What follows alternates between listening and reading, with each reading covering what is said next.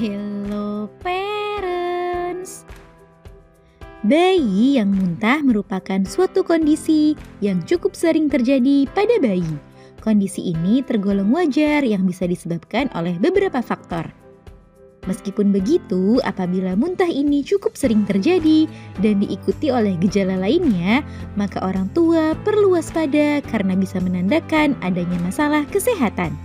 Nah, pada edisi kali ini akan kita bahas beberapa tanda muntah bayi yang tergolong tidak berbahaya dan muntah bayi yang perlu diwaspadai.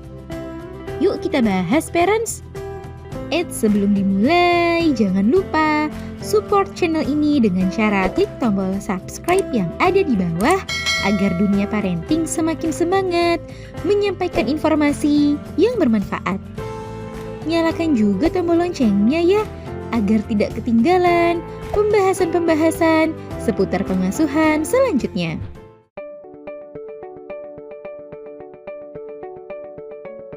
Tanda muntah bayi yang normal. Di awal-awal kelahirannya, bayi cukup sering muntah yang disebut dengan gumoh karena ia masih beradaptasi saat menyusu atau minum susu. Hal itu disebabkan karena otot di antara kerongkongan dan lambung masih belum terlalu kuat. Biasanya otot tersebut akan menguat saat bayi berusia 4 hingga 6 bulan, di mana gumoh pada bayi perlahan akan mulai berkurang. Selain itu, muntah yang normal umumnya dipicu karena bayi yang menangis dan batuk berlebihan atau saat bayi masih menyesuaikan dengan tekstur makanan yang baru ia terima. Kondisi muntah masih tergolong normal jika tidak disertai demam, masih mau makan dan minum, tidak rewel berlebihan, frekuensinya tidak terlalu sering, serta tidak diikuti gejala lainnya.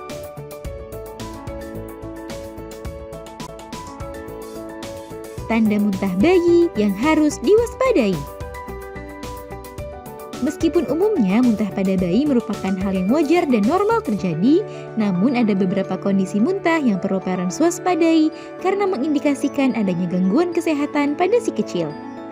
Muntah yang tidak normal pada bayi biasanya mempunyai ciri-ciri seperti berwarna kuning kehijauan serta diikuti gejala-gejala seperti demam, bayi yang rewel berlebihan, hilang nafsu makan, muntah yang sering dan berlarut-larut, serta mengalami diare, maka parents perlu mewaspadai kondisi tersebut.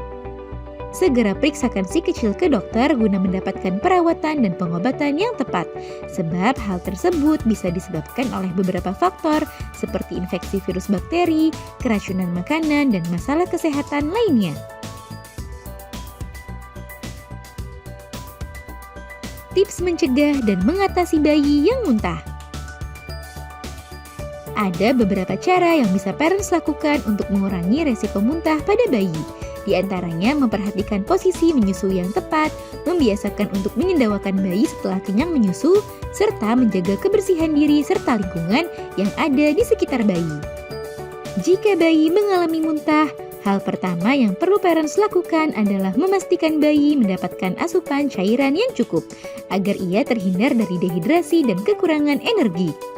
Namun, jika gejala muntahnya tidak normal, jangan tunda untuk memeriksakan si kecil ke dokter agar mendapatkan penanganan dan pengobatan yang tepat. Nah, itu dia parents, pembahasan seputar muntah pada bayi yang normal dan tidak normal. Semoga informasi ini bermanfaat ya parents. Sekian.